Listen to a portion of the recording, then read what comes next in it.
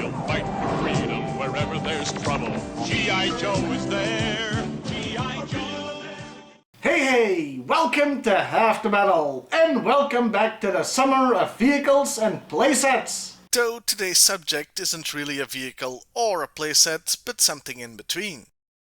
And we're going back to the very beginning, the first year of G.I. Joe, a real American hero.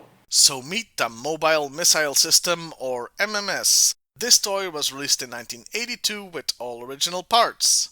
It came with the very first figure of Hawk, or maybe Hawk came with the MMS, depending on your point of view. So, this is a vehicle? Kinda. It has wheels, but it isn't self-propelled. It needs to be towed to move. But to do its job, firing missiles, it has to be stationary, so it's kind of a playset. This toy originally retailed for $9. Which, yes, seems very cheap until you adjust it for inflation. Today, that would be just a hair short of $30. But you know what? Adjusting for inflation doesn't tell you everything. There's also the perception of how much something is worth. If this was sold today, I don't think parents would want to spend $30 on it, and I don't think Hasbro would try to sell it for that much either. I think it would retail for $19.99 or something. Anyway, onto the toy itself. I think it looks pretty cool. It's very compact, but packs a hell of a punch with those 3 missiles on top. I like how it's all green with just the tires being black. It looks proper military. A real palate cleanser after last week's earthquake. Considering the main gimmick, namely having huge missiles to fire, should be enough to sell the toy. There's a surprising amount of play value in such a small toy. First, there's the Toebar, meaning any vehicle with a hook can hitch it up. Of course, in 1982, that was just a Vamp, the only vehicle with that feature. So if a kid didn't have that, they were out of luck. Though I have to imagine there were kids who just had Hawk or one of the Joes haul the thing around to put it in a position to fire. Kinda hilarious. Not sure what they'd fire at though, as Cobra didn't have a single vehicle in 1982. Sucks to be them. The missiles are removable. I mean, duh, it'd be pretty stupid if they weren't. And they can rotate 360 degrees as well as elevate. It has 2 support legs that can fold in for transport. Then there's the firing computer that's connected to the thing with an "oh god, this is so thin, please don't break" plastic wire. The MMS has one last trick up its sleeve. Almost literally, in fact. As at the front, you can pull out a stand for the computer. It's a neat little feature, but that stand will be frequently missing if you're looking to buy this toy today.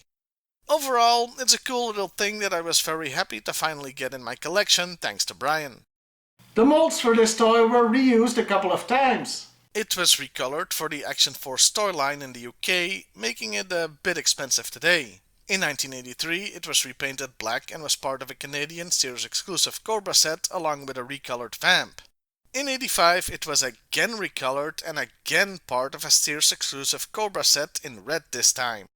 Both of these are very hard to find and expensive as hell. Finally, in 2009, it was released in a Walmart exclusive Rise of Cobra line, again as a Cobra vehicle similar to the Sears colors. So yeah, this weapon, though originally for the Joes, could be considered more of a Cobra vehicle considering how many times they got it. And I'm even ignoring the classified one that's an add-on for the Hiss. With that, let's talk about other media a bit. First, there's the packaging. It shows Hawk using the computer to fire one of the missiles. Note that the computer is on the ground and he's crouching, not using the stand. Now, the stand is on the back of the box, though it could be it wasn't finalized when the box art was made. Though, honestly, while the stand is cool, considering how short that wire is, standing upright next to the missile's firing might be a bit of a safety hazard. You're way too close, so if I was firing it, I'd run like hell after pushing the button. The mobile missile system did not appear much elsewhere. It didn't show up in the cartoon, but was briefly animated for a commercial, with another commercial showing Cobra wanted to get their hands on this from day one. He's stealing our missiles! Well, get him, rock and roll! It only made a few cameos in the comic, and wasn't even in the order of battle. Now yes, that's pretty abysmal as far as other media goes, but they didn't really need to sell this toy, did they? Because the mobile missile system wasn't even the star in its own release, as the most important thing was that it came with Hawk, the very leader of the G.I. Joe team, so of course you had to buy it. Hawk could have come with a pack of gum and it would have sold. Meaning, if they wanted to, they could have half-assed this thing, but instead they gave kids a great little toy with tons of play features. And I say bravo to that. And that was the mobile missile system. It's a cool little vehicle set, shall we say, that can wall up anything Cobra throws at the Joes. Once they actually got something to throw at them in 1983. Well, I'll see you next time, everybody, and hey, why not like, share, and subscribe if that's your thing? He'll fight for freedom wherever there's trouble. G.I. Joe is there. G.I. Joe, American hero. G.I. Joe is